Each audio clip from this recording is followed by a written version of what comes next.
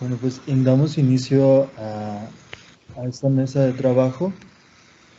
Soy Omar Ponce, estudiante del doctorado en Filosofía, y bienvenidos al cuarto coloquio internacional de las culturas del desierto y a la mesa de ponencias número 37, titulada Pensando el desierto, e integrada por el coordinador del programa y estudiantes de la segunda generación del doctorado en Filosofía con acentuación en Hermenéutica y Estudios Socioculturales.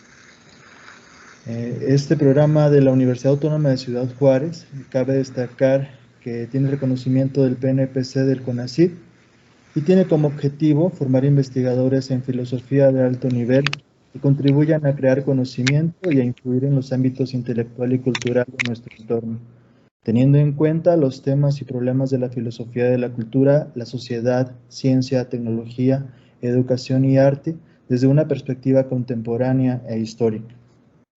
Bueno, en esta mesa de trabajo vamos a presentar 3 ponencias.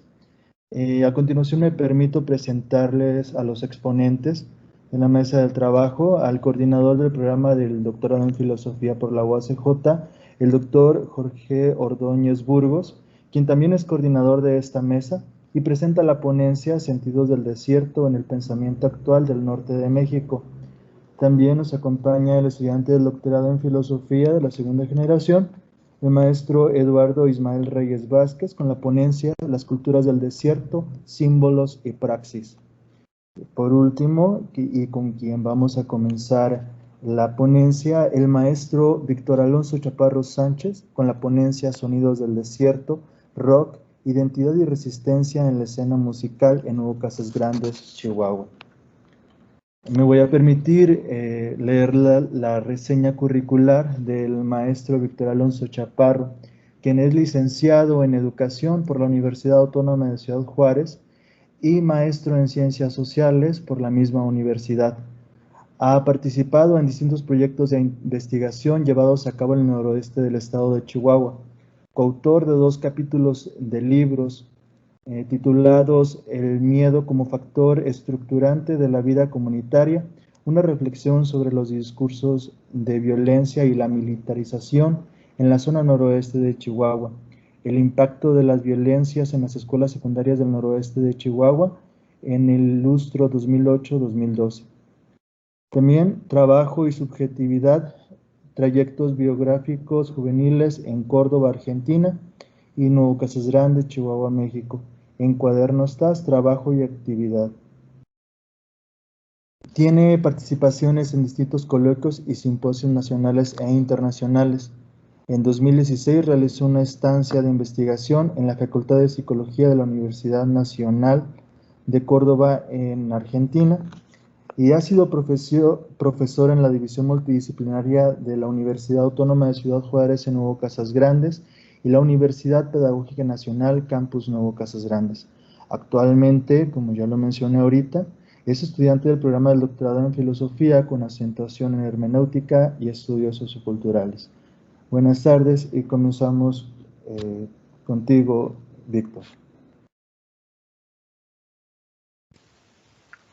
Muchas gracias, Omar. Buenas tardes. Bueno, el título de la ponencia es Sonidos del desierto, rock, identidad y resistencia en Nuevo Casas Grandes. Y lo que voy a intentar hacer es un esbozo sobre la relación que tiene el contexto geográfico y orográfico de la región del noroeste del estado de Chihuahua con la escena musical que se desarrolla en esta misma región, ¿no? En concreto con la ciudad de Nuevo Casas Grandes, con la escena musical en función del rock. Porque, bueno, en un principio el rock aquí en Casas Grandes tiene existencia desde los años 70, ¿no? Pareciera que a causa de las condiciones socioculturales de la región, pues es un género de reciente emergencia, ¿no? En la zona. Pero en realidad, pues, nos encontramos que hay una banda, un grupo que tiene ya 40 años de trayectoria, ¿no? Y que todavía sigue tocando, o seguía cuando se podía antes de la pandemia, en bares y las plazas públicas, ¿no? Que son los principales espacios de que se dan para este tipo de música. Y, les comento, pareciera que fuera de reciente existencia por las condiciones socioculturales, porque generalmente los géneros musicales que se escuchan, pues no tienen, que escucha la mayoría de la gente, pues no tienen nada que ver con el rock, ¿no? O con algún subgénero del rock, sino que se encaminan más al norteño, a la banda, últimamente el cierreño, los corridos, obviamente, y el rock ha sido como intermitente en ese sentido, ¿no?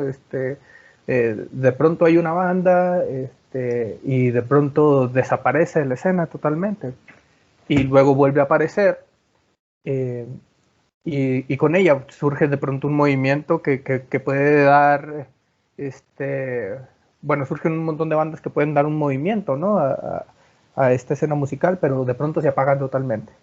Y así ha sido la historia del rock desde los años 70 aquí en Casas Grandes, ¿no? Empecé a tener más auge a partir de los 90 y a finales de los 90 sobre todo, y luego en los 2000 se apaga totalmente en eso del 2006, 2007. Puede ser a causa del tema de la violencia, porque también con ello hubo muchos cierres de bares, ¿no? Que eran los espacios donde se daban los conciertos y los toquines de rock.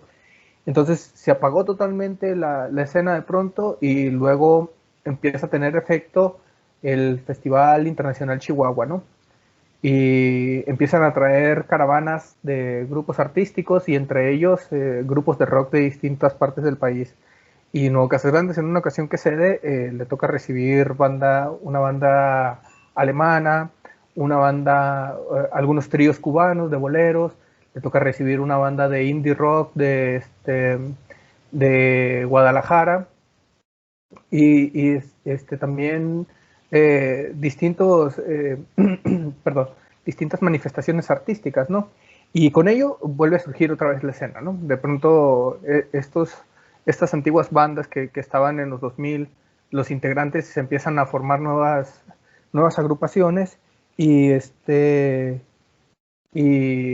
y nuevamente hay una circulación, ¿no? de música rock en la ciudad, y se empiezan a organizar eventos por parte de las mismas bandas para dar a conocer estas nuevas propuestas, ¿no?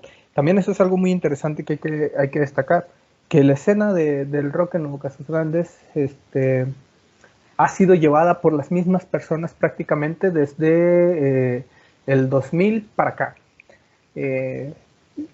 Jóvenes y, bueno, ya no tan jóvenes, que han estado dentro de la escena, y que de pronto dejan de tocar, y se juntan con 2 o 3 ex amigos, o 2 o 3 ex compañeros, y arman otra agrupación, y y empiezan a tocar nuevamente, ¿no? Y bueno, en los últimos tiempos también, con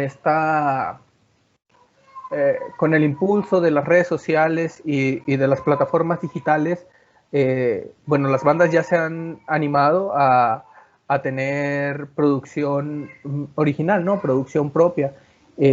Y también hay una profesionalización más de las bandas de rock, ya no solamente tocar en bares y tocar en plazas, y de repente estar invitados a algún evento en Ciudad Juárez, o de pronto estar invitados en un evento a Chihuahua, sino que ahora graban sus canciones de manera profesional. Hay varios estudios ya en Nuevo Casas Grandes que cuentan con profesionales de audio y de producción para esto y dan a conocer su música, ¿no? Mediante Spotify, mediante YouTube, etcétera. Group Shark en algún momento, ¿no? Entonces,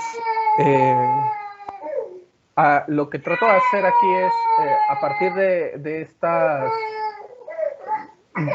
pequeña reseña del rock en Nuevo Casas Grandes, pues ver cómo el desierto tiene que ver con el sonido que estas bandas desarrollan, ¿no? Con estas propuestas que emergen y de pronto se apagan, ¿no? Con esta intermitencia también del sonido. Y para ello me voy a apoyar en primer lugar permítanme, pongo la presentación completa para ir. Bueno, del etos de la música, ¿no? Este concepto de los griegos que está relacionado con los estados anímicos que puede producir la música, o que para los griegos producía la música,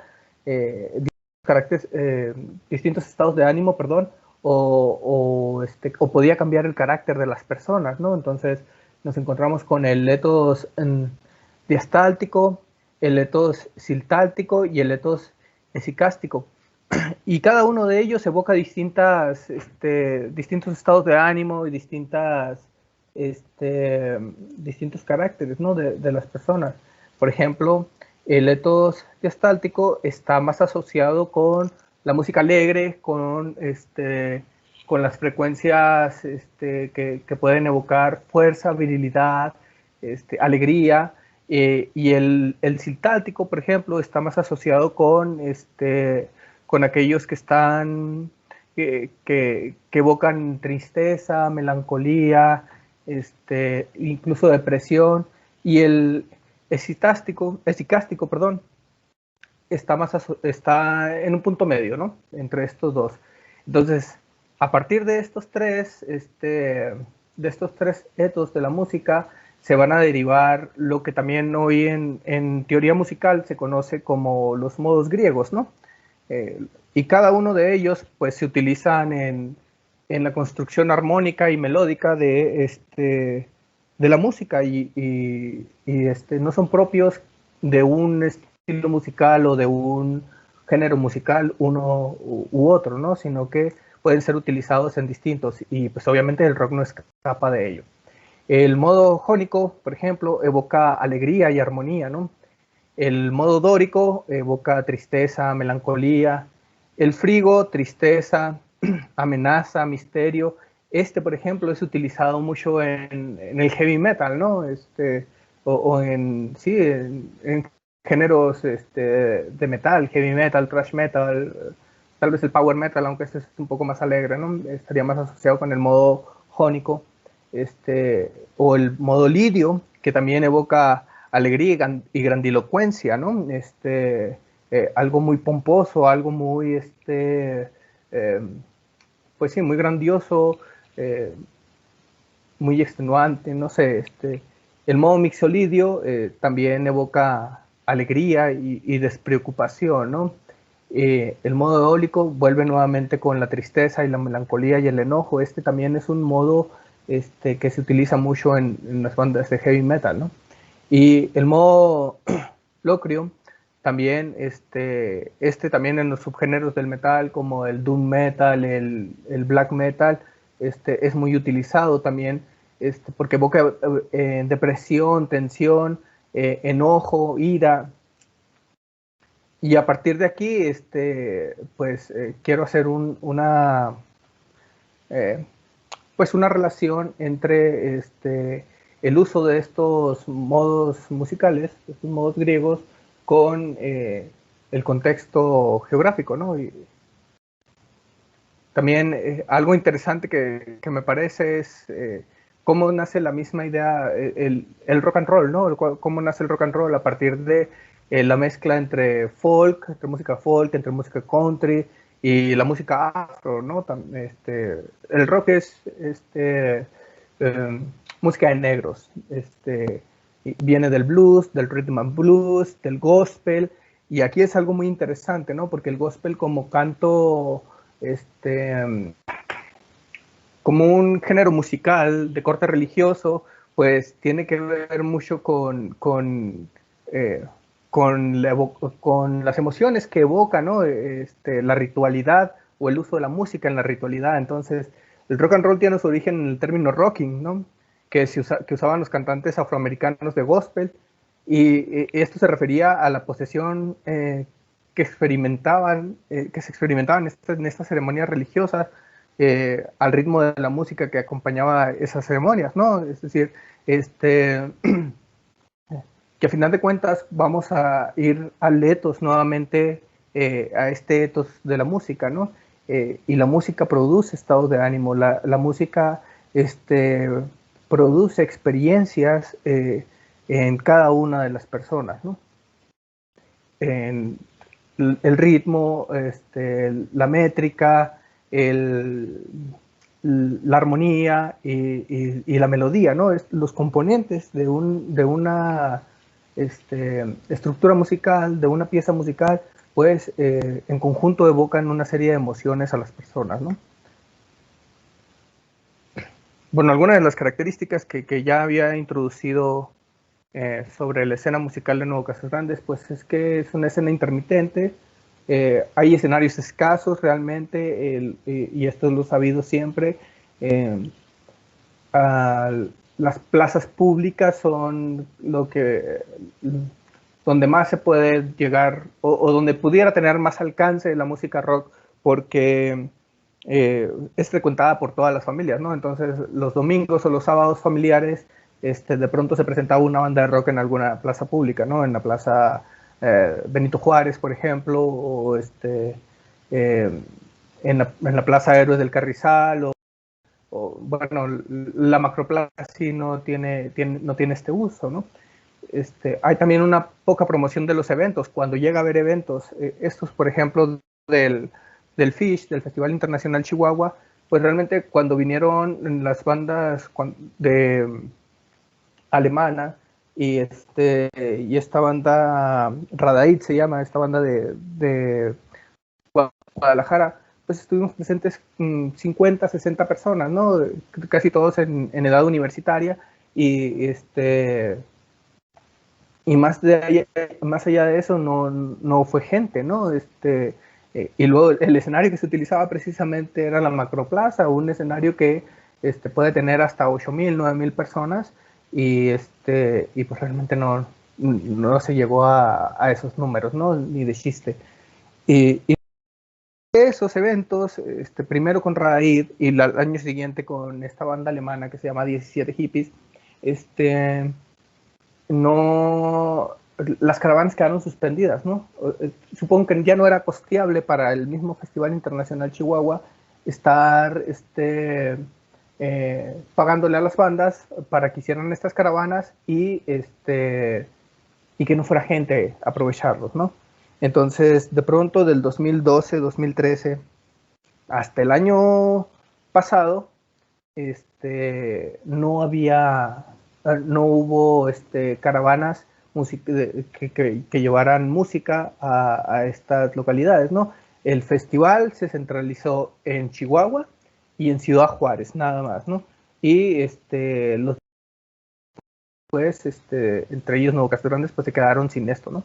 Hasta el año pasado les digo que el festival comienza precisamente, que para evitar esa centralización del festival, pues los organizadores lo realizan en varios puntos, ¿no? O en varias localidades del estado, y con la que empieza el festival es la zona de las Casas Grandes, ¿no? Casas Grandes, el municipio, el pueblo mágico de Casas Grandes y Nuevo Casas Grandes.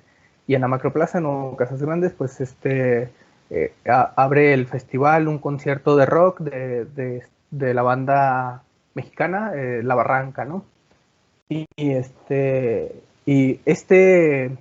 evento, pues sí tiene más difusión, ¿no? Entonces, en las radios locales, en las estaciones de radio local, comienza a darle difusión a estos eventos. Y también en por parte en las redes sociales, ¿no? En la página de Facebook del Festival Internacional Chihuahua, los distintos páginas de grupos culturales de Nuevo Casas Grandes, de la misma universidad, comienzan a darle difusión a este evento y bueno, pues si bien no llena la macroplaza, pues sí hay más gente que aprovecha este concierto, ¿no? Y va. Y luego de ello también hay un concierto de música electrónica con la Filarmónica de Chihuahua, ¿no? Con la orquesta de Chihuahua. Eso fue en las ruinas de Paquimé, en esta zona arqueológica. Y bueno, aparte de esa poca promoción de eventos que hay en la ciudad, porque cuando no son eventos de este tipo, que son ofrecidos por alguna asociación o o el estado o el municipio o el ayuntamiento, no se le da promoción, ¿no? Cuando las bandas dicen, no, vamos a organizar una guerra de bandas o vamos a organizar un festival de rock en la Laguna Fierro o en este espacio o en este otro, son las mismas bandas las que tienen que darle difusión a este evento, ¿no? No hay realmente anuncios en la radio, por ejemplo, para esto. Entonces, también el aforo de los lugares donde están los eventos, pues limita esto, ¿no? Y aparte de eso, la mayoría de las bandas que han existido, pues son bandas de covers, ¿no? Entonces, la gente va a escuchar las canciones que puede escuchar de las bandas originales, ¿no? En su casa. A veces están mal tocadas. Entonces, son pocas las bandas realmente que se atreven a tener producción original y, y nada más hacen covers, ¿no? Muy mal porque esta situación le está ayudando a personas. Bueno, el desierto como elemento simbólico para la producción de musical. La geografía de la región repercute en esta estética local del rock, ¿no? El desierto sí se presenta como parte de la estética de las bandas, incluso en su vestimenta, algunos de ellos cuando hacen sesiones fotográficas en Samalayuca, por ejemplo, aquí cerca de Ciudad Juárez, o en el Cerro del Montezuma, en Casas Grandes, o en la carretera Colonia Juárez, que también es un paisaje, perdón, es un paisaje de estepa, es un paisaje desértico. La vestimenta de las bandas, muchas de ellas son estilo western o vestimentas que evoquen, ¿no? La regionalidad en la que están las bandas, ¿no? Por ejemplo, Felipe el Hombre, ¿no? Esta banda que los integrantes son de Nuevo Casas Grandes, pero la banda se forma en la Ciudad de México, precisamente porque estos integrantes lo que buscaron es salirse de la región, porque veían que la escena musical del rock en el país pues estaba centralizada en la Ciudad de México, ¿no? Entonces, para poder ellos tener éxito en la música, pues se tuvieron que ir de Nuevo Casas Grandes. Y en el 2012, 2013 me parece, fundan esta banda que se llama Felipe el Hombre, que el nombre lo toman de un personaje de un libro de García Márquez, ¿no? De 100 años de soledad. Y comienzan a hacer música. Y tienen dos producciones discográficas en su haber, y las dos están evocadas o tienen por tema el desierto, ¿no? Y los videos musicales están grabados en estas zonas que les digo, en Samalayuca, ¿no? Y otras bandas son, por ejemplo, Remote, que últimamente ya se ha atrevido a tener producción musical. Son chavos universitarios que viven unos en Ciudad Juárez, otros en Casas Grandes, y se están trasladando constantemente cuando tienen que hacer grabaciones o cuando tienen que tienen algún toquín, ¿no? El otro es The Liar, ¿no? Él es un es un músico, multiinstrumentista que también tiene su estudio de grabación, ¿no? Él tiene varios diplomados en producción musical y, y tiene el estudio donde muchas de estas bandas van y producen su material.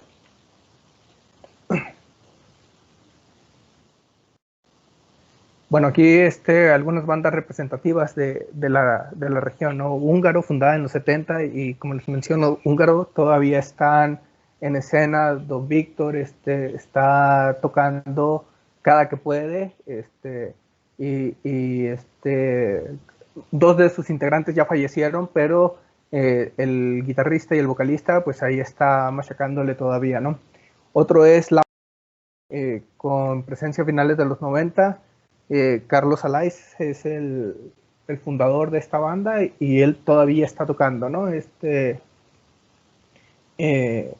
Mandrake le dicen a él, ¿no? Carlos Alaiz. Otros, Retórica, Risk, Aviron, Cromo en los 2000. De estas bandas, por ejemplo, Retórica y Cromo, en estos años sí sacaron producción original, ¿no? Salían a la ciudad de Chihuahua, salían a Ciudad Juárez, y pagaban en un estudio para grabar sus canciones, ¿no? Retórica tocaba heavy metal, por ejemplo. Cromo era pues algo más tirándole al rock alternativo, a lo que se oía en esos años, ¿no? Tal vez música muy comercial, si se quiere decir, pero pues, tenían ya producción propia, ¿no? Risk y Aviron también son bandas de heavy metal. También eso es muy curioso, ¿no? El heavy metal de pronto tenía una presencia fuerte y en los años 2000, pero también como eran bandas de covers, Risk y Aviron, por ejemplo, pues no han progresado, ¿no? Risk todavía sigue tocando, pero no tienen material propio, sino que tocan a Metallica, tocan a Megadeth, tocan sobre todo thrash metal, ¿no? Pero no producen. Y en la última década, Burdel, por ejemplo, estos chavos ya tienen un rato tocando bastante y incluso le han abierto concierto a Molotov, ¿no? En la ciudad de Chihuahua.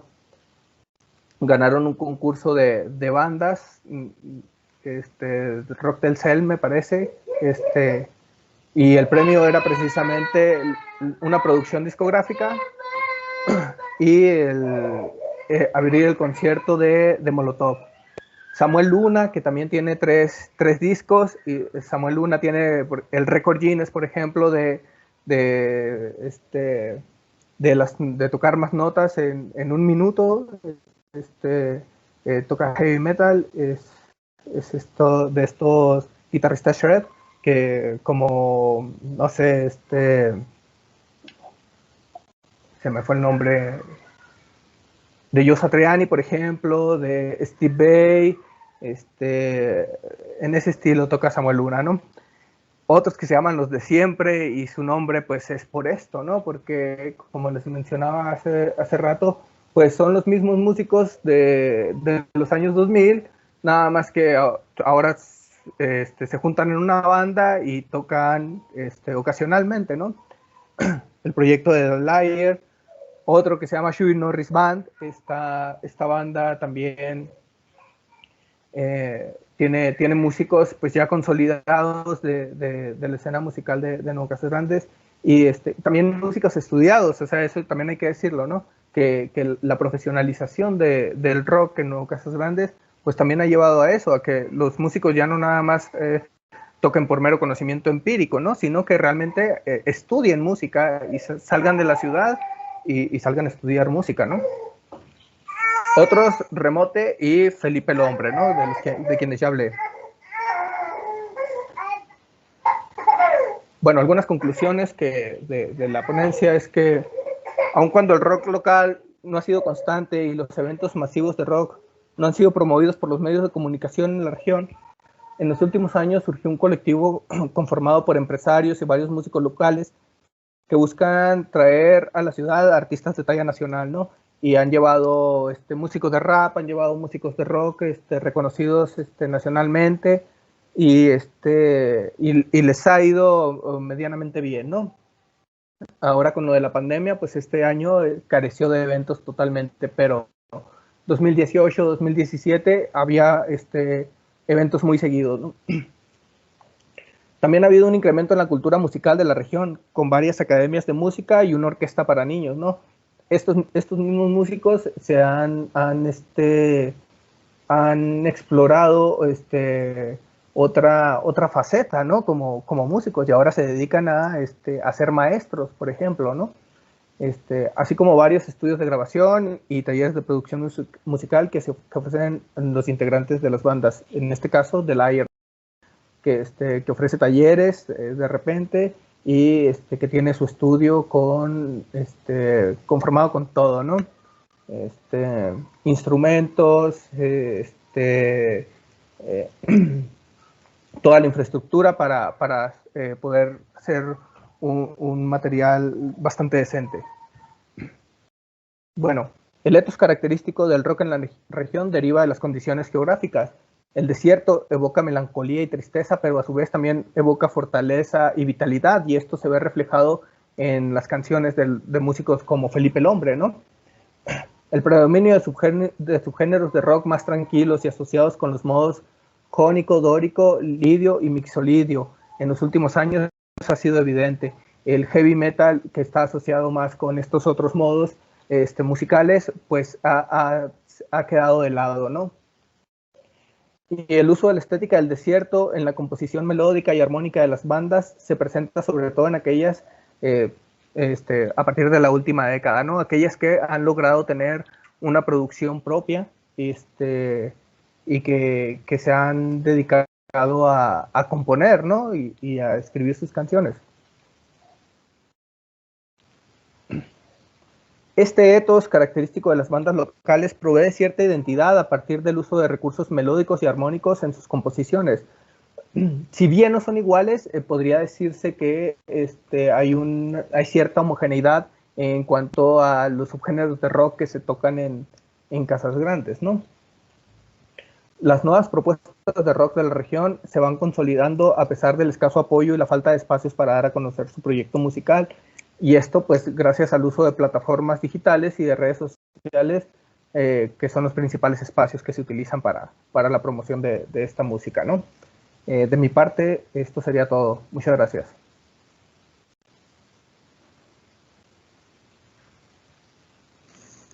Bien, gracias Víctor por tu exposición muy interesante. Si alguien tiene alguna pregunta o algún comentario.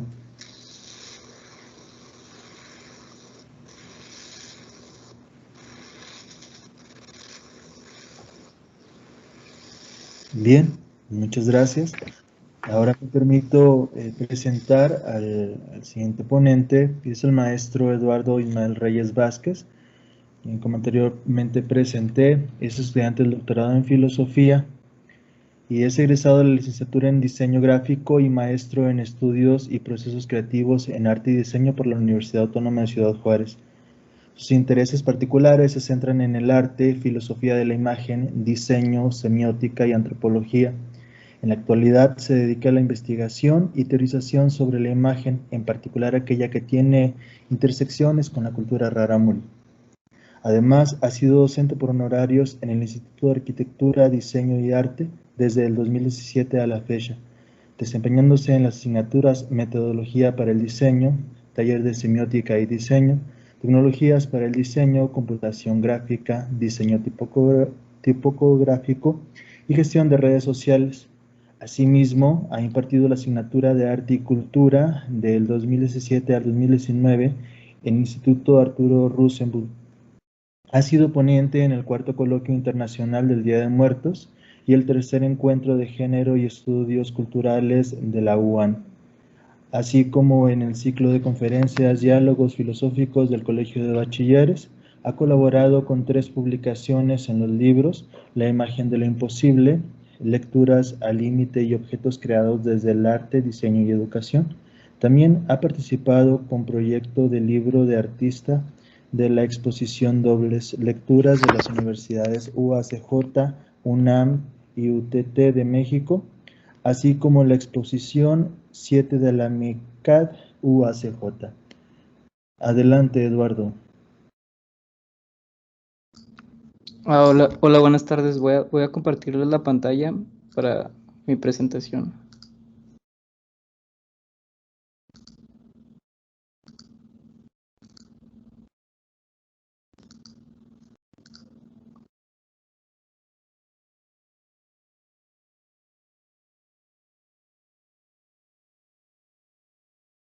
Ok, sí se puede ver. Sí. Ok, empiezo. Bueno, básicamente mi charla trata acerca de cómo se configura el pensamiento, sobre todo indígena, a partir de algunos elementos que encontramos del día a día en el entorno desértico, ¿no? Voy a hablar específicamente de 3 ejemplos de 2 culturas distintas y pues procedo a comentarles. Parto de una premisa, ¿no? Los elementos de la región desértica influyen como ejes que constituyen un sistema de pensamiento, prácticas o incluso la cosmovisión a partir de una apropiación simbólica. La flora, la fauna, los astros, bueno, incluso los astros fungen como mediadores que proporcionan explicaciones a las situaciones de la vida cotidiana. Aquí en la pantalla podemos ver una imagen, es un detalle de un interior de una capilla de una comunidad rarámuri que se llama Nararashi, donde podemos ver algunos gráficos um, que tienen que ver con la relación que ellos tienen con ciertos animales, ¿no? Y la relación que tienen también con este astro, el Sol. Aquí hay un detalle más amplio donde también podemos ver integrada la flora, la fauna y los astros en este sentido.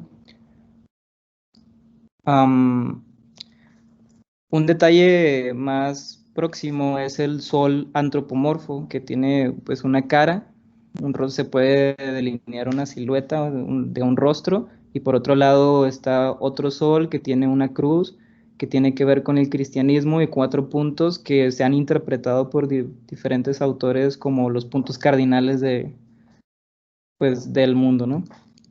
Aquí tenemos un ave que posiblemente sea un cócono, que es un animal de la región, y la serpiente que en su lengua es huitaru, ¿no? Aquí tenemos otro contraste que podemos ejemplificar en otra comunidad llamada Papajishi, donde encontramos el mismo patrón, ¿no?, de pintar al sol con estas facciones antropomorfas. Hay un autor que se llama Abby Warburg que tuvo la oportunidad en vida de estudiar a un grupo indígena llamado los Indios Pueblo. Él partía de una premisa, ¿no?, también que la escasez de agua, factor objetivo autóctono, resultó crucial para el nacimiento de la religión indígena. Esta escasez de agua fue un elemento detonante y constituyente que ayudó a configurar ciertas formas en las que ellos pensaban y cómo se apropiaban de su realidad, ¿no? Aquí vienen los ejemplos. Primero procedo con el de los Indios Pueblo. Aquí la presentación me movió un poco el texto, pero creo que sí se alcanza a ver. Como un breve contexto, los Indios Pueblo, los más representativos son los Hopi y los Uñi. Se encuentran entre Arizona y Nuevo México en Estados Unidos. Se estima que había 90 tribus, de las cuales a la fecha del 2000 se estima que quedan como unos 20, ¿no? Uno de los ejemplos que quiero traer a colación es el ritual de la serpiente, que en particular me parece muy interesante, ya que es una danza en la que utilizan a la serpiente como mediadora para que provoque lluvias. El ritual consiste en capturar serpientes vivas, las someten a un proceso de 16 días, las sumergen en aguas con plantas medicinales, las arrojan sobre unos dibujos que ellos hacen sobre la arena, y al momento de que se arroja la serpiente en la arena y destruye el dibujo, es como una forma de decirles o ordenarles que vayan a causar las lluvias. Posteriormente la danza concluye con introducirlas a su boca. Aquí hay algunas imágenes de cómo cómo estos pueblos introducen las serpientes en su boca. Aquí hay otro ejemplo. Estas imágenes son de Aby Warburg, que les comentaba ahorita al principio, más o menos de 1896. El ritual tenía la finalidad de obligar al Ofidio a obrar como propiciador de rayos y en general y generador de lluvias, ya que la serpiente, por el movimiento que hace al desplazarse por la arena o por una superficie, se asemeja a la forma cuando caen los rayos en una tormenta, que podemos ver aquí en esta imagen que les presenté al principio. Son como serpientes cayendo del cielo en forma de rayos. Todo este ritual se fundamenta en esa percepción de identificar a la serpiente como un rayo, ¿no? Entonces aquí podemos ver una relación lógica, ¿no? Por ejemplo, ante la necesidad del agua, la asociación entre el fenómeno natural, que es el rayo, con un ente de su entorno palpable, que es la serpiente, se ofrece la posibilidad de hacerse cargo de su realidad, es decir, causar las lluvias. Aquí también se movió el icono, pero pues bueno, aquí está otro ejemplo de ese icono. Entonces, al hacerse cargo de su realidad, desde esta mentalidad, diría el autor Zubiri, un filósofo vasco, que implicaría la conformación de una praxis social, por lo tanto, una configuración de pensamiento. Entonces, si la serpiente es igual al rayo y el rayo produce tormentas, entonces yo puedo hacer que la serpiente, entendida como rayo, produzca lluvias, ¿no? Es como una lógica de la cual esta mentalidad se hace partícipe, ¿no? Otro ejemplo que también me parece interesante sobre este mismo pueblo es la danza del águila. En esta danza los participantes se visten de águilas, utilizan máscaras, todo un vestuario, tienen una coreografía específica. Aquí hay unas fotografías extraídas de un video que está disponible en YouTube. Este video fue tomado en este mismo año, de hecho, y es como la práctica que ha sobrevivido al paso de los años, ¿no? En esta danza lo que se busca hacer es imitar el vuelo de las aves, de esta ave pues en específico, con una finalidad. Al enmascararse, el sujeto entra en un vínculo con el que se puede apropiar simbólicamente de su presa para asegurar su captura al momento de la caza. Esto quiere decir que este ritual, previo a ir de cacería, logran apropiarse y lograr su meta final, que es capturar a estas presas, ¿no? Cabe resaltar que aquí una presa para ellos puede ser considerado tanto como un animal o como un fruto. Entonces, al practicar esta danza, que es bueno, de imitación del vuelo de las aves, logran apropiarse de ellas de alguna forma que podríamos decir que es espiritual, pero a mi modo de ver lo designaría como simbólico, ¿no? Este vínculo espiritual extrapersonal, donde se pierde la identidad tras fusionarse con su ente mágico de la naturaleza, en palabras del autor, es lo que él menciona aquí, ¿no? El tercer ejemplo que quiero traer a colación es el de los Rarámuri. Como un breve contexto, los Rarámuri son un pueblo de la sierra de Chihuahua. Aquí en naranja y en las tonalidades de naranja tenemos en qué parte de la región de Chihuahua se ubican. Si bien precisamente no podríamos decir que el clima donde ellos viven es meramente desértico, sí se han expandido a diferentes áreas del territorio de Chihuahua y se han apropiado también de ciertos elementos, de ciertos entes que existen en el entorno natural que también en su entorno natural que también existen en el desierto. Según Ana Paula Pintado, dice que son 3 regiones naturales, que es la de valles, la de cumbres y la de barrancas, ¿no? Aquí tenemos las 3 regiones naturales donde se encuentran. Las de las cumbres es donde tienen pues un clima más árido. Y el ejemplo que quiero traer aquí a colación es una danza llamada el Yumari. El Yumari es una celebración ritual de agradecimiento al Onorwame, que es su deidad principal, tiene un carácter curativo y su coreografía se ha interpretado como imitación de los astros, del movimiento del sol específicamente. Otra vez, un caso, un lugar común o algo paralelo a los indios pueblo que ambos imitan en su en la parte de su ritual, ¿no? Este ritual se constituye de dos partes. Por un lado está la ofrenda de danza y el sacrificio de un animal, y en otra parte está la comida y la bebida de la comunidad. Y aquí tengo unos gráficos de cómo más o menos funciona esta danza y una fotografía de cómo se ve. Los objetivos obedecen un acto de precatorio o una danza de acción de gracias, en palabras de Velasco, y también tiene una variedad de intenciones curativas dirigidas a la deidad, del que subyace una relación simbólica con el sol. Cabe resaltar que muchos misioneros jesuitas que empezaron a documentar sobre esta cultura registraron que eran una cultura de culto astral, es decir, que tenían una relación especial con el sol, y de hecho lo podemos ver en las fotografías que les presenté al principio, como el sol es un elemento recurrente en su iconografía.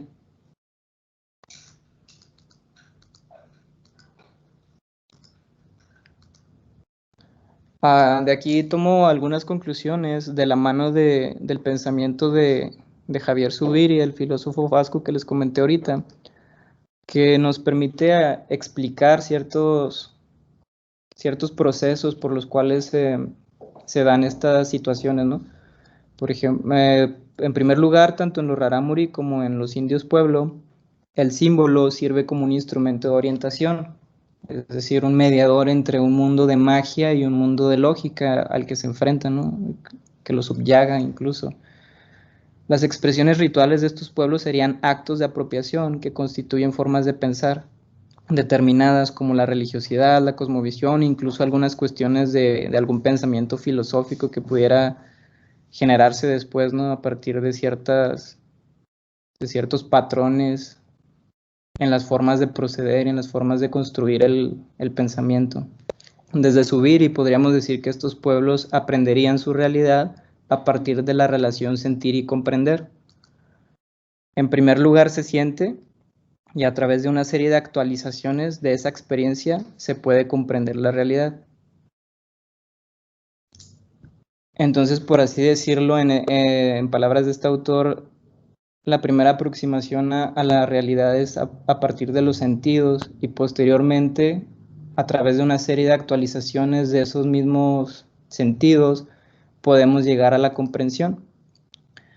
Entonces, la praxis se trata de una apropiación y asignación de sentido originada en la constante actualización sentiente religada al poder de lo real. Las praxis sociales son actos que llevan a la religación, como una condición del ser humano que posibilita la unión entre el mundo mágico, ideal, divino, abstracto, imaginario con la realidad. Incluso esta palabra de religación es un concepto que ayuda también a explicar el término de religión, ¿no? De este vínculo que hay entre lo abstracto, lo ideal con la realidad, o lo divino incluso, ¿no? Aquí está la bibliografía que tomé para desarrollar esta charla. De Velasco, una etnografía bastante interesante sobre los rarámuri, al igual que González y Rodríguez, Warburg sobre los indios pueblo y Zubiri sobre la inteligencia sentiente, y pues de la apropiación de la realidad. Y por mi parte sería todo. No sé si tengan algún comentario, alguna pregunta, y pues ya cedo la palabra.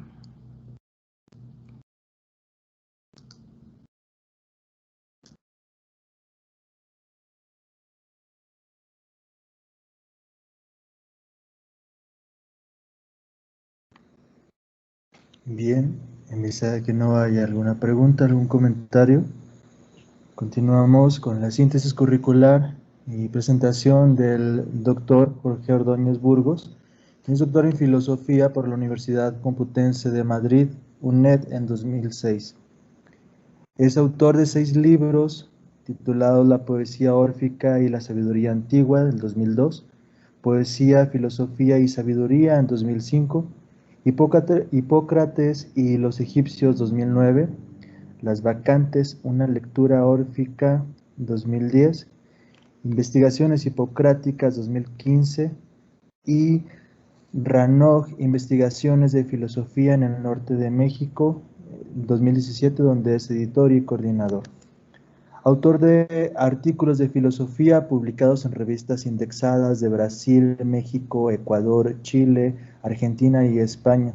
Tiene estancias postdoctorales en el Colegio de Chihuahua, la Facultad de Filosofía y Letras de la Universidad Autónoma de Madrid, en la Facultad de Filosofía de la Universidad de Potsdam, Alemania. Es miembro de la Asociación Filosófica de México del 2011 a la fecha, de la Asociación Mexicana de Estudios Clásicos 1999 a la fecha, del Sistema Nacional de Investigadores Nivel 1 del 2007 a la fecha, y de la Academia Mexicana de Ciencias del 2011 a la fecha. Es coordinador y fundador del Seminario Internacional de Historia y Filosofía de las Religiones de la UACJ desde abril del 2008 a la fecha. Es coordinador de la Academia de Historia de la Licenciatura de Historia desde diciembre del 2018 a la fecha. También es coordinador del doctorado en Filosofía con reconocimiento del PNPC de CONACYT de agosto del 2019 a la fecha. Las líneas de investigación son filosofía antigua, con énfasis en la medicina hipocrática, la magia y el pensamiento egipcio, y filosofía mexicana contemporánea del norte de México, con énfasis en la historiografía de las ideas y el pensamiento de José Fuentes Mares. Participó en el diseño de la licenciatura en filosofía de la Universidad Autónoma de San Luis Potosí. Fue profesor invitado y fundador titular de la asignatura Historia de la Filosofía Antigua. Ha sido profesor invitado en las universidades de Sonora, Puebla y San Luis Potosí. Profesor e investigador del Departamento de Humanidades de la UACJ, adscrito a la licenciatura de Historia del 2006 a la fecha. Adelante, doctor. Lo escuchamos.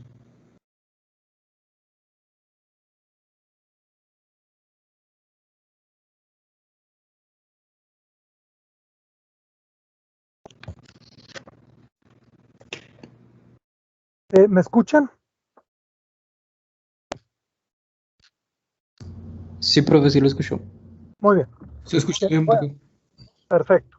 Sí, Bien, está bien. primero que nada, buenas tardes a todos. Antes de iniciar con mi disertación, quiero agradecer a los organizadores del coloquio del desierto por aceptar nuestra intervención en esta ocasión. El esfuerzo que ellos tienen ya años haciendo configura una tradición que pues coloca a la UACJ como generadora de conocimiento y como un espacio de discusión y de diálogo no solamente significativo a nivel nacional, sino internacional. También quisiera señalar que nosotros, como parte del doctorado en filosofía, pues estamos compartiendo algunos trabajos, algunas reflexiones que hacemos como colectivo y que, bueno, pues nosotros como parte del Departamento de Humanidades, pues pretendemos contribuir en algo a lo que hacen otros programas también de literatura, de historia, educación, etc. Sin más preámbulo, voy a empezar a leer un papelón que preparé para esta ocasión y quisiera leerlo porque soy un tanto disperso y no quiero que se me vayan las ideas. Entonces, bueno, mi trabajo se titula Sentidos del desierto en el pensamiento actual del norte de México. El mundo abstracto versus la realidad. El discurso contemporáneo se desvive por estudiar la identidad con especial interés. Los llamados pueblos originarios, y lo pongo entre comillas, la expresión, porque muchas veces nosotros cuando hablamos de pueblos originarios hablamos con cierta hipocresía de las etnias, de pueblos con una gran tradición que muchas veces se les incluye dentro del discurso por mera demagogia, en lugar de tener un interés real por ellos, un cuidado o el reconocimiento de la legitimidad que tienen como colectivos. Las preferencias sexuales, la afiliación a tribus urbanas de jóvenes y otros no tan jóvenes, las comunidades lingüísticas, la construcción de macro y nano historias tendientes a responder cuestionamientos identitarios sobre distintas maneras de vivir o, por mencionar un ejemplo entre muchos más, los gentilicios que con culpa y timidez todavía se siguen usando. Me refiero a muchos países europeos que tibiamente utilizan sus gentilicios con cierta culpa. ¿Qué somos? ¿Qué es ello que nos hace sentirnos parte de algo? ¿Cómo funciona el constructo que llevamos a cuestas y nos vincula con un ambiente, con un lugar, con un momento? Tememos pecar de esencialistas, sea lo que sea que signifique la palabrita dominguera, debemos evitarla. Sin embargo, al mismo tiempo nos aferramos a pertenecer, a ser parte de. Encontrarle la cuadratura a este círculo no es sencillo porque nos movemos en arenas movedizas. Por un lado, podemos construir una fantasía asumiéndonos herederos de del rarámuri y del náhuatl, ubicando nuestras raíces en pueblos sublimes cuya historia ha sido traducida al romance mal descabellado. O, en el otro extremo, podríamos caer en un realismo exagerado y ridículo, insertándonos en un ámbito urbano cuyos próceres más visibles son Lolita de la Vega, Juan Gabriel y Tintán. ¿Cómo encontrar el justo medio de lo que somos? ¿Cómo vislumbrar el medio donde habitamos con cierta nitidez? No se trata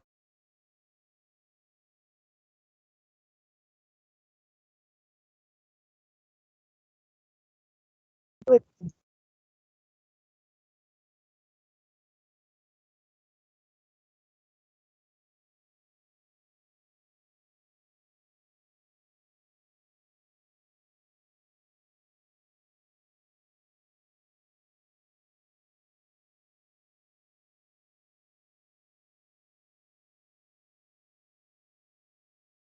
¿escuchan?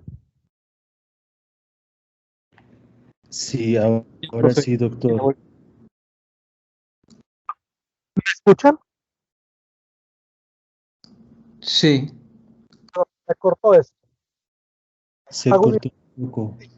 Agudizar la intuición que nos permita comprender lo que nos rodea, lo cotidiano, lo que tenemos a la mano y se esconde en la obviedad y la monotonía. Es importante no dejarse seducir por los etéreos armatostes de vistosa palabrería fenomenológica cuyo único impacto en el mundo de carne y hueso es alejarnos de él. Meditar sobre nuestro entorno es una tarea natural y espontánea. En estas circunstancias es donde ubico la pregunta central de mi disertación. ¿Cómo pensamos el desierto?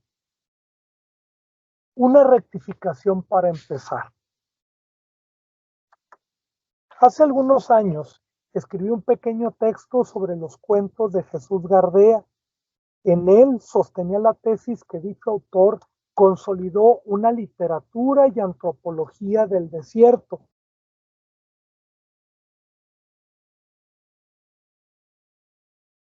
endémico de la región. El entusiasmo con que leí aquellos relatos me ayudó a interpretarlos de una manera descontextualizada, anacrónica y contraria a la visión del propio creador. Es necesario revisar algunas de sus ideas expuestas en una mesa de análisis sobre la literatura del desierto, organizada por el profesor Juan Holguín hace unos 30 años. El video puede encontrarse fácilmente en YouTube con el nombre Mesa Redonda de los escritores Jesús Gardea y Ricardo Aguilar. Gardea afirmaba con acento y parquedad norteñas, cito: en cuanto a esto de la novela del desierto, a mí me está pareciendo que no funciona. ¿Qué es eso de novela del desierto? ¿No? Aunque lo haya dicho el profesor Holguín, no. Yo no entiendo eso de novela del desierto. En primer lugar, porque a mí el desierto me importa un cuerno. No. En segundo lugar, porque no me he puesto a hacer novela del desierto. Que aparezcan pueblos rabones y pelones, ahí es otro cantar. Y es otra cosa también que parece que esta visión nos la dan los críticos del centro, de México. La novela del desierto, pues sí, el desierto, porque ustedes viven entre puros edificios y pavimento, pero esta novela puede pertenecer a cualquier pueblo desarrapado. Digo, lo que yo he escrito a cualquier pueblo desarrapado de la República puede pertenecer. También contra eso yo ya me empiezo como a molestar, ¿no?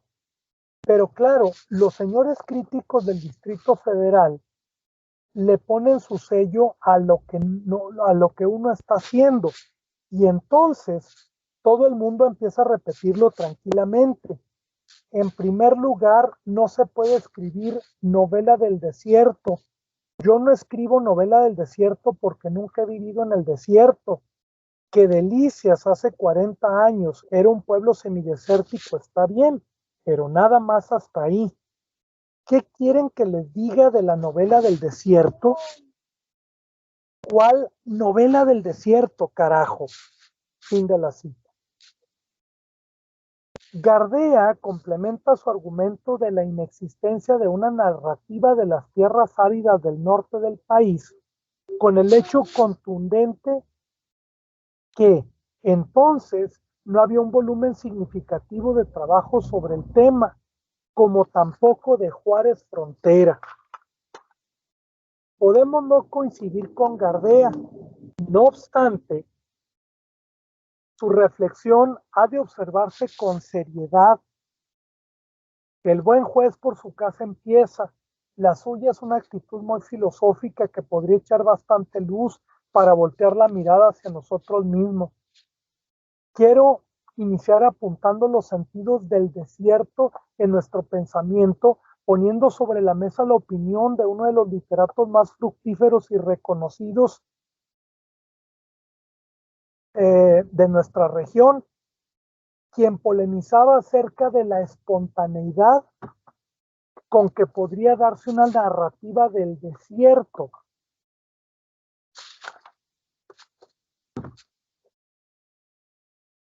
Cuestionando si en los 90 del siglo pasado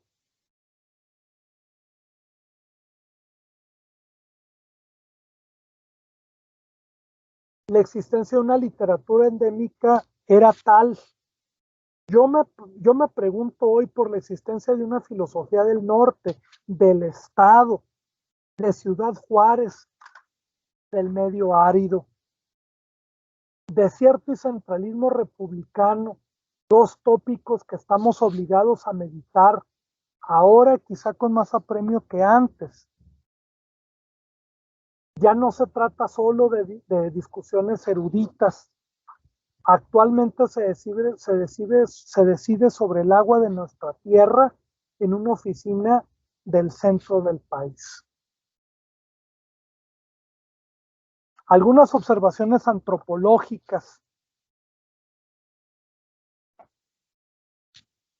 En 2007, Ricardo León publicó Teoría del Juarense, un libro auspiciado por el sello español Almuzara.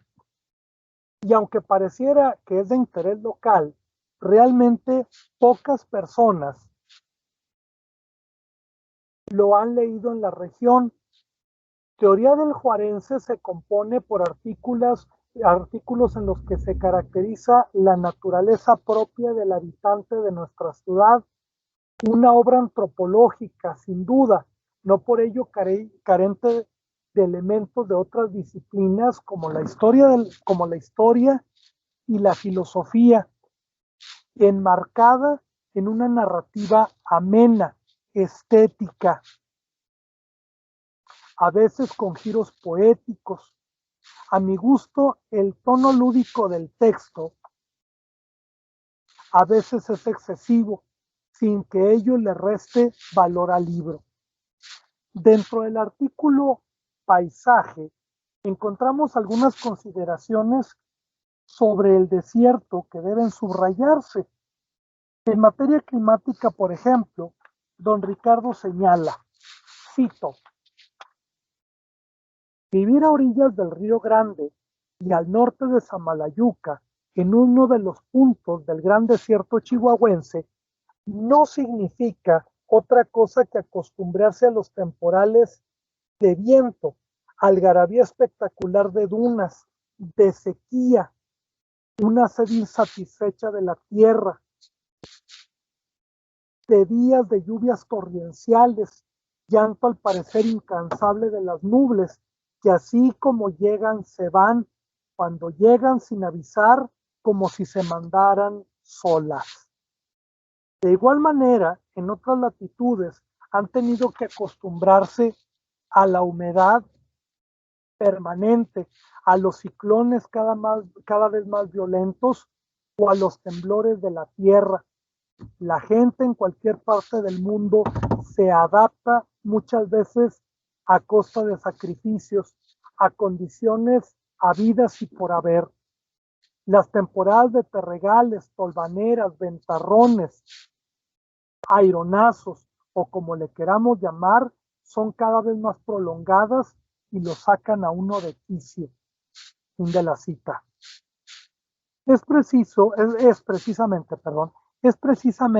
la tolvanera una nota que ayuda a construir una visión del hombre del desierto. Es más que un fenómeno climático, está más allá de la resignación que exige a quienes tenemos que sortear sus caprichos. El viento del desierto nos hace parte del medio. Con una expresión que es en apariencia trivial, Ricardo León caracteriza una forma de vida, una manera de pensar, una estética del desierto. Cito, abrimos cualquier aparato y encontraremos acumulación de desierto en su interior. Las alfombras son repositorios de dunas, al igual que nuestros zapatos o cualquier cajón de este o aquel mueble. Aquí realmente es lo de menos si uno se esmera en la limpieza. La arena llena nuestras vidas, nos abraza violenta y tierna, nos envuelve hasta recordarnos que no nos dejará nunca, nos jura amor eterno. Y si de repente creemos que se ha ido, vuelve para evitar que nos olvidemos de ella. Polvo somos y en polvo nos convertiremos. Fin de la cita. Al igual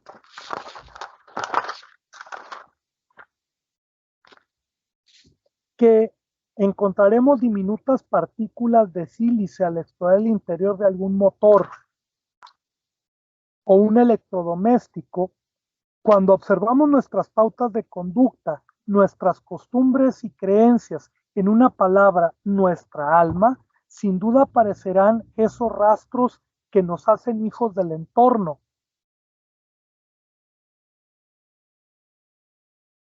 Me vienen a la mente rasgos, pinceladas que al articularse dan como resultado una manera de ser del desierto. Por ejemplo, los interminables terrenos baldíos que bien pueden dar la bienvenida a cadáveres cuya causa de la muerte jamás será dilucidada. Sucursales del omnipresente Esmart o inmensas naves industriales que parecen surgir de la nada. Pienso en los pachucos trasnochados bailando en pleno centro de la ciudad, desafiando al inclemente sol, en los matachines que preparan metódicamente sus procesiones con meses de antelación,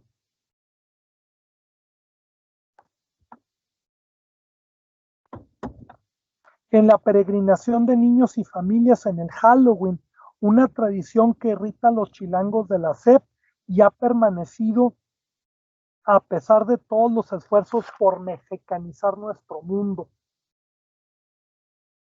Tengo presentes las chilindrinas y los lonches laguneros, a veces glaseados con arena, las alergias perennes cuya autonomía se burla de las estaciones, un escenario compuesto por pequeñas motas de polvo almacenadas en nuestro interior, manifestándose incansablemente a cada paso que damos. Sobre la capacidad de asombro del paisaje urbano, Ricardo comenta con gran pertinencia, cito, parte de nuestro paisaje son los edificios de El Paso, admirables por grandotes para los estándares fronterizos. Cabe aclarar porque cualquier chilango neoyorquino, bonaerense o barcelonés se piteorrearían del adjetivo sin el menor chiste, pero de esos enormes volúmenes paralelepipendiformes de concreto, fierro y vidrio no hay de este lado, y todos los días se dejan ver como una forma de reiterar la modernidad superiorizada de los norteños sobre los que habitan al sur del río limitriforme. Fin de la cita.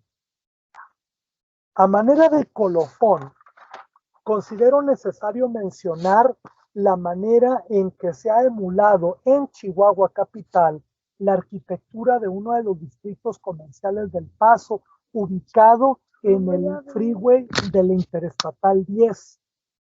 Los gobiernos municipales y estatales de las últimas 2 décadas han hecho suya la sublime tarea de trasplantar cuentas franquicias y malls paseños han podido. Una actitud que pretende atiborrar de progreso y riqueza unos terrenos inhóspitos, áridos, marginales y salvajes. La saturación de construcciones de hierro, cristal reluciente, concreto y luces multicolores se me antoja como una reacción del aldeano que grita a los 4 vientos ser hombre civilizado y poseer una ciudad que nada le pide a las grandes urbes occidentales. Esa modernización será una manifestación de la mentalidad desértica estéril de quienes han hecho suyo semejante proyecto. Esta es una forma de llevar el desierto adentro, como dice Ricardo León. El oasis y la esterilidad, la ambigüedad de la filosofía. Sin el afán de entrar en un terreno espinoso, quiero señalar que hay un tema que no se trata con profundidad y detalle por quienes nos dedicamos a la filosofía en la región que habitamos.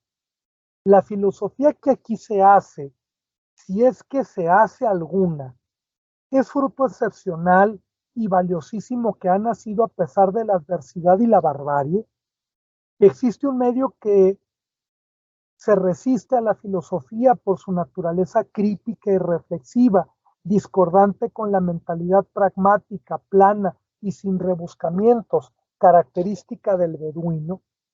La primera pregunta que me atrevo a lanzar es: ¿quiénes o quién hace filosofía en esta zona del universo? Contando con la evidencia tangible para responder, digo que Arturo Ricobobio es alguien que ha hecho lo que casi nadie por aquí. Es decir, cuenta con una obra original publicada en la que se manifiestan reflexiones personales sobre temas propios del gremio filosófico. Posee una formación académica seria en el área. Se ha dedicado por décadas al magisterio filosófico. Participa en debates y diálogos dentro y fuera del Estado, además de ser reconocido como filósofo por sus colegas dentro y fuera del país.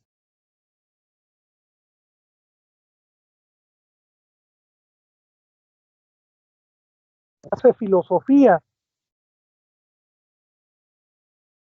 de manera excepcional en esta región,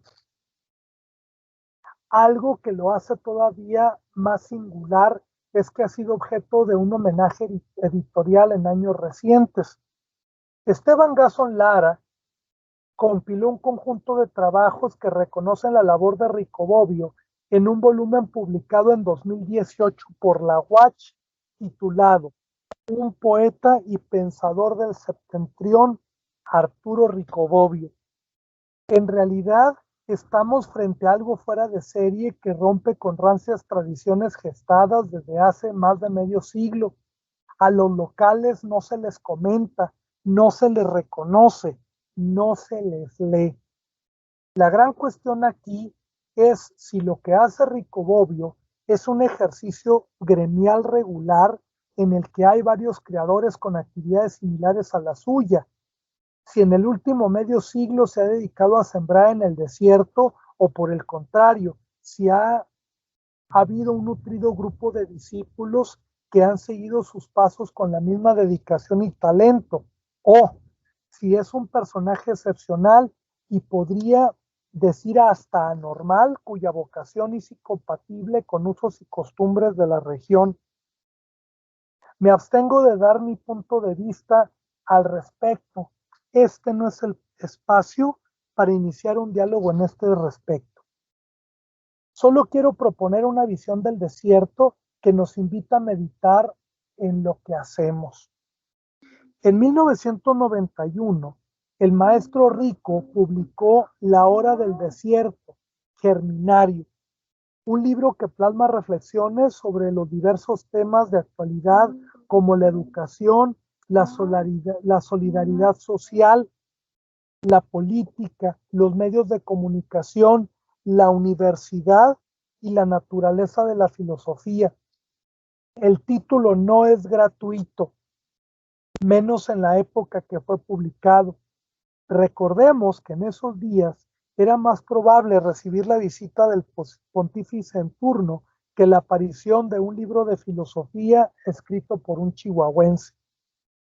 A propósito de las dunas, en 2005 apareció un libro colectivo de homenaje titulado Un genovés en el desierto, Federico Ferrogay, que extrañamente aborda temas que interesan al profesor laureado más que las ideas que éste confeccionaba.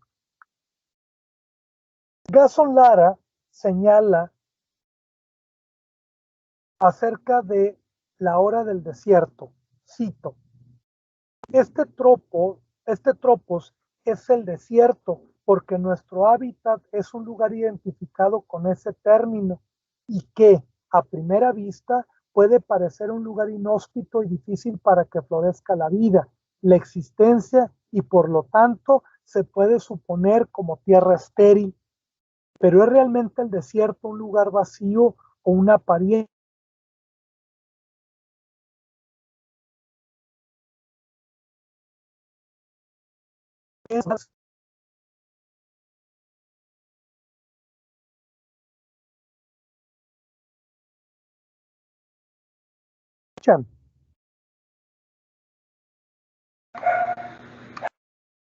¿Me escuchan? Ahora sí, doctor. Perdón, estoy teniendo problemas con la red, ya casi termino. Pero es realmente el desierto un lugar vacío o una apariencia que nos ciega ante la multiplicidad de lo que se encuentra en él y ante lo cual nos ofuscamos o negamos a percibir. Fin de la cita. En el exordio de la hora del desierto, Rico nos dice algo que fue parafraseado por Gason. Cito: tiempo del desierto, convocatoria para asistir al lugar donde nada crece y sin embargo todo es posible. Lo mismo una alucinación que un oasis. El espejismo como espejo de la realidad, el entorno como imagen del espejo. Al romper con las ataduras del discurso rígido, racional, se dispersan las voces interiores y caminamos sin ataduras a nuestro propio paso por veredas distintas a las demás, próximos y distantes. Es entonces cuando el silencio se quita su máscara y su mordaza para mostrarnos la otra cara del mundo. Fin de la cita.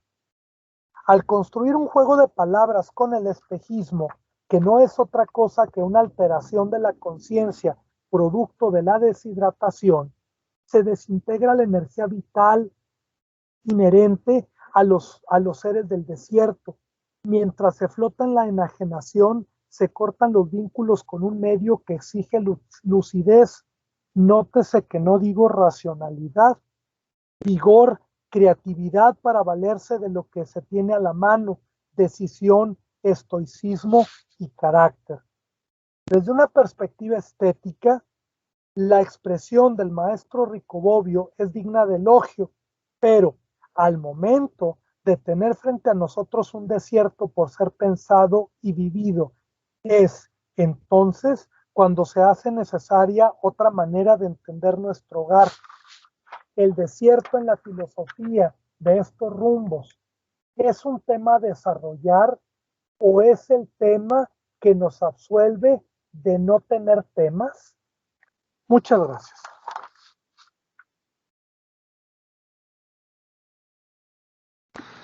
Muchas gracias, doctor Ordóñez. Si alguno de los asistentes tiene algún comentario, alguna pregunta para la ponencia del doctor Ordóñez o las otras dos anteriores.